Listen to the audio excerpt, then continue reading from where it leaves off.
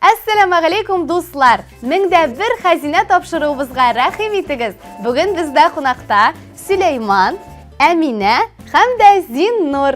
Do'stlarim, kayflaringiz nechik? Evet. Aybat, bek yaxshi. Do'stlarim, bugungi darsni siz tinglarga hozirmi? Hayır. Olaysa biz boshlaymiz.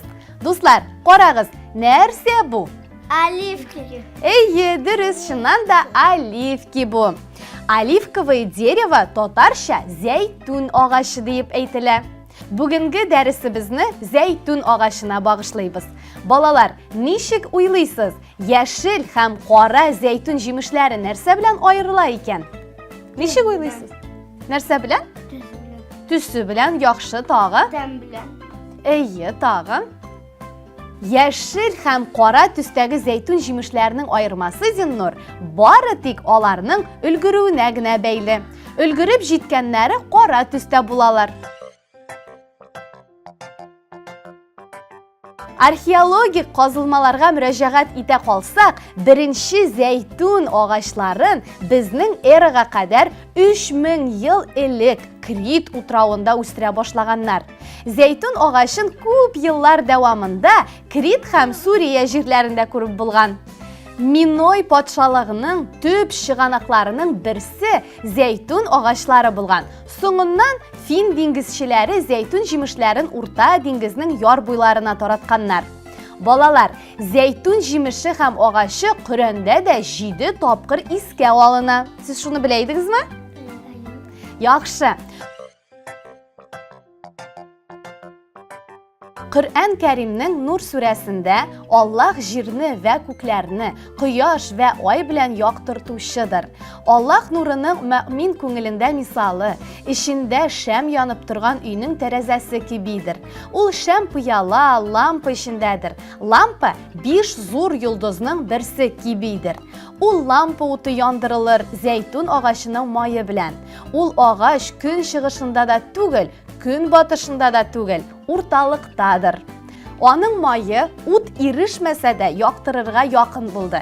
Sham yoqtiligi lampa yoqtiligi ustuna yoqtiliqdir. Ya'ni mu'min iymon nuri ustuna Qur'on nuri ustalma nurdir. Alloh Qur'on nurina o'zi tilagan kishisin ko'ndirir va Alloh kishilar uchun misol keltiradir, g'ibratlansinlar uchun. Bit Alloh har narsani biluvchi degan. Bolalar, siz zaytun jimishlarining nechik o'sganini ko'rganingiz bormi?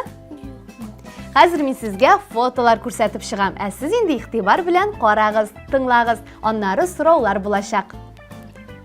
Mana zaytun og'achi. Ko'rasizmi, Zinnur? Maturmi og'achlar? Mana endi. Olivki. Ko'rdingizmi? Zinnur, Amina. Og'achdan üzüb olingan zaytun jimishin oshab bo'lmay, ul bek oshi bo'la. Shunga ko'ra jimishni ko'l siltisi bilan ishkartalar yoki tuz suvida, dengiz tuzida konservalaylar. Zaytun og'achlari shashak otib 6-8 oy o'tgandan so'ng uning jimishlarini jiya boshlaylar. Noyabr, mart oylarına to'g'ri keladi. Agar jimishlar moy chiqarir uchun kerak bo'lsalar, ularni jigan kunni moy chiqaruvchiga jibaralar. Bütün yerlardan jiyilgan zaytun jimishlarining 90% moy yasauga ketay ekan. Zaytun og'achlarining 98% O'rta dengiz regionlarida o'salar. O'ylab qina qarag'iz, Avropada yaqincha 500 million zaytun og'achi o'sa ekan do'stlar. O'simlik moylari orasida birdan bir zaytun moyin g'ina ishkartmisha qo'llanirga mumkin.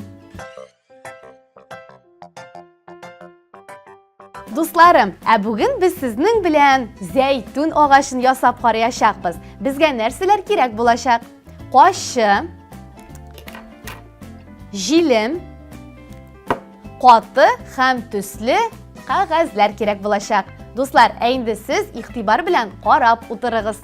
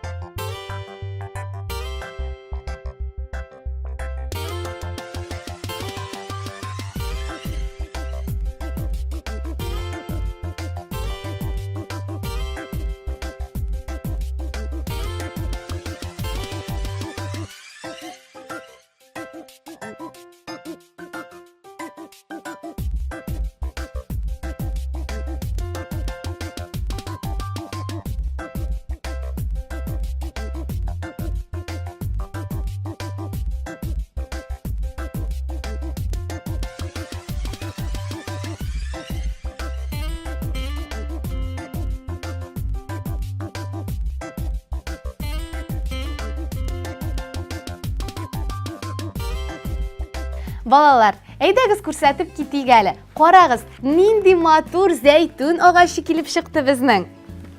Әминә, ошадымы сиңа? Нинди төсләр кулландык, Зиннур? Сары, яшел. Һәм кара, бик яхшы.